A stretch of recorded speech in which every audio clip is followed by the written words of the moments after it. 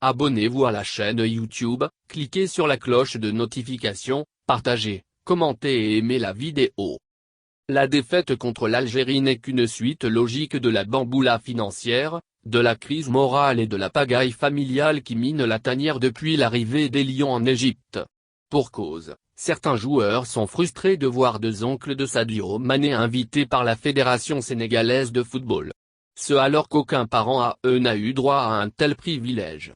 Mieux, la star de Liverpool bénéficie de tous les privilèges d'État jusqu'à être seul dans sa chambre d'hôtel. Ça alors que les autres joueurs logent à deux par chambre. Outre les 80 invités, amis, parents et militants de l'APR, du ministre Matarba, le président Augustin Senghor a convoyé plus de 30 personnes logées et nourries aux frais de l'État. Le Témoin s'est infiltré dans la tanière pour y enquêter. Hier, les Fennecs d'Algérie se sont défaits de Lyon méconnaissable, 1-0, lors de la deuxième journée de la Coupe d'Afrique des Nations, qui se joue actuellement en Égypte. Une défaite à laquelle les sentiments de démotivation, de frustration et de discrimination ressentis par certains joueurs ne seraient sans doute pas étrangers. En effet, les frustrations seraient nombreuses qui affectent et affaiblissent la tanière depuis l'arrivée des Lions au Caire, la capitale égyptienne.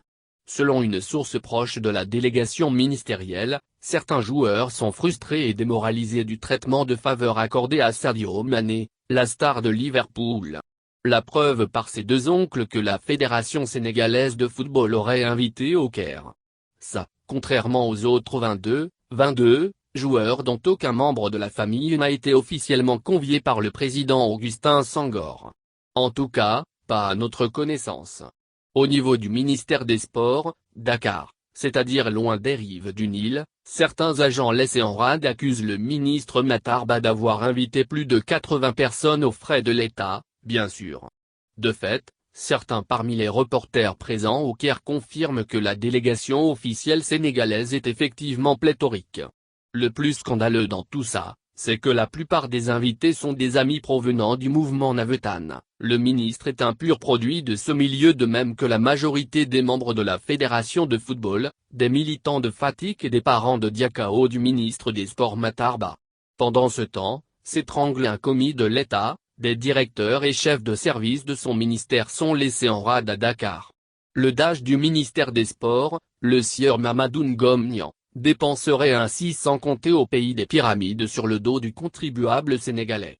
Pour cause, le puissant et influent DAGE est accusé par les mauvaises langues de la zone B à Dakar, siège du ministère des Sports, d'avoir amené sa femme, sa secrétaire, ses amis d'enfance et ses parents au pays du président Nassé. Sans oublier les quelques 30 invités de marque ou de prestige, amis et parents, logés à l'hôtel Mercure aux frais de l'État du Sénégal. Sur le dos de contribuables sénégalais, le gaspillage. Pour dilapider sans pitié les 3,03 milliards CFA de budget destiné au banquet des pyramides, le Témoin quotidien a appris qu'Abdoulaye Sow, vice-président de la Fédération sénégalaise de football, et directeur général du COU, poste auquel il a été propulsé après avoir transhumé, a fait voyager son fils adoré et qu'il a fait loger dans le même hôtel que les Lions de la Bamboula. Il est également reproché à Abdoulaye Sow d'avoir expédié une vingtaine de militants de l'APR de Kaffrine logés dans un hôtel de luxe à l'enseigne Tiba. De toute évidence, cette mise en route des militants du vice-président de la FSF pour l'Égypte n'a pas pu se faire sans la complicité du ministre des Sports, M. Matarba. À l'analyse, tous observateurs constatent avec regret et désolation que Matarba et Abdoulaye Sow ont les plus fortes délégations renforcées par des invités aux frais de l'État du Sénégal. Au-delà du clientélisme, du népotisme, de l'opacité des dépenses et du gaspillage, la tanière des Lions, vestiaires, terrain, hôtel, est minée par le clubisme Liverpool, Naples, Inter Milan, Barcelone, dont les rivalités et les privilèges individuels des pensionnaires risquent de créer un fiasco sur les bords du Nil. La preuve par la défaite d'hier face aux Fennecs d'Algérie. Et le meilleur est à venir sans doute. D'Algérie.